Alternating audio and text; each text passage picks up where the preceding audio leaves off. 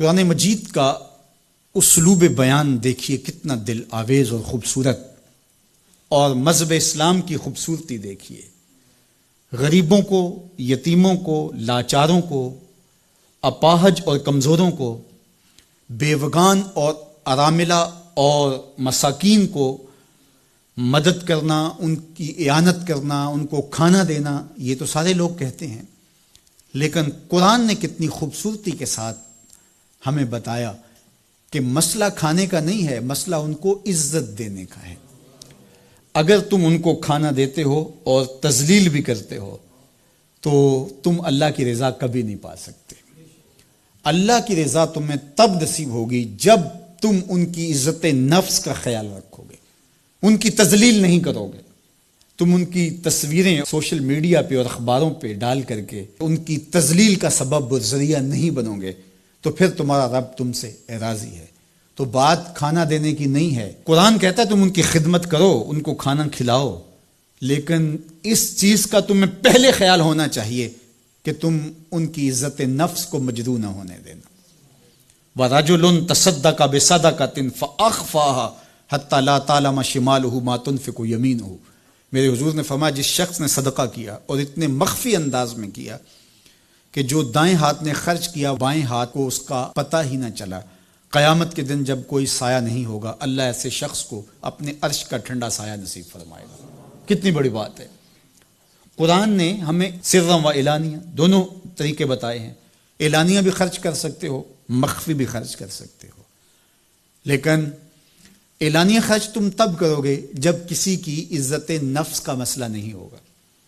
آپ مسجد کے لیے فنڈ مانگ رہے ہیں، کوئی بات نہیں، یہاں تو کوئی ایسا شخص نہیں ہے، لیکن کسی ایک شخص کو دے رہے ہیں تو پھر آپ کو اس بات کا خیال کرنا ہوگا، اس وقت پھر مخفی کرنا تمہارے لیے ضروری ہے۔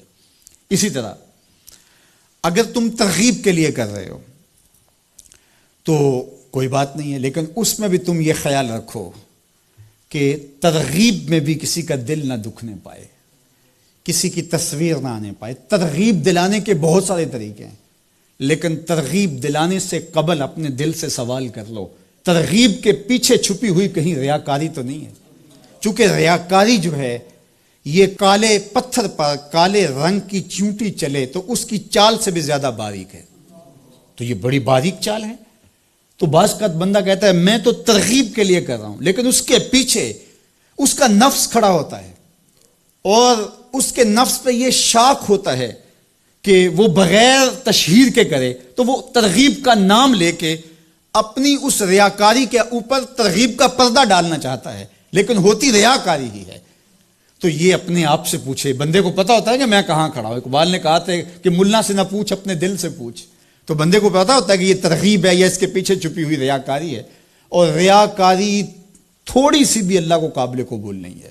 حضرت ابو امامہ الباہلی رضی اللہ تعالیٰ عنہ فرماتے ہیں کہ میں نے حضور سے پوچھا کہ ایک شخص جہاد کرتا ہے اور اپنی جان وار دیتا ہے اور اس کا مقصد اللہ کے دین کو سر بلند کرنا ہے، لیکن اس کے ذہن میں یہ بھی ہے کہ چلو میری بہادری کے جھنڈے بھی لگ جائیں گے، تو کیا اس کو اس عمل کا صلہ ملے گا؟ تو میرے حضور نے ارشاد فرمایا فلا شیء لہ، اسے کوئی اجر نہیں ملے گا۔ اللہ صرف اسی عمل کو قبول کرتا جو محض اس کے لیے کیا جائے۔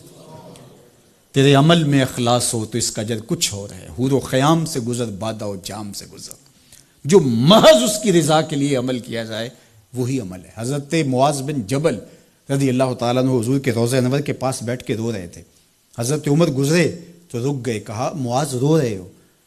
کہا کہ صاحب مزار کا ایک فرمان یاد آیا جس نے مجھے رلا دیا۔ تو کہا وہ کیا فرمان تھا؟ کہا ایک دن حضور نے کہا تھا تھوڑی سی ریا بھی شرک ہے، تھوڑی سی ریا بھی شرک ہے۔ تو ضرور رکیے، آپ ترغیب کا نام لے رہے ہیں کہ میں ترغیب دینے کے لیے کر رہا ہوں، لیکن ذرا ایک لمحے کے لیے رک کے اپنے آپ سے سوال کر لیجئے ترغیب کے پردوں کے پیچھے چھپی ہوئی کہیں ریا تو نہیں ہے؟ اگر ریا کہیں چھپی ہے تو عمل ضائع ہو گیا، عمل برباد ہو گیا۔ کیتی کتری پئی کھو محمد تے سکہ بنیا زردہ، سب کچھ برباد ہو گیا۔ اس لیے محض اس کی رضا کے لیے ترغیب بھی اگر آپ کی نیت ہے تو اس سے قبل اچھی طرح اپنے آپ کو جانچ لیں کہ ہم کھڑے کہاں ہیں۔ اللہ اکبر۔ تو کہا کہ کلا بل لا تکرمون الیتیم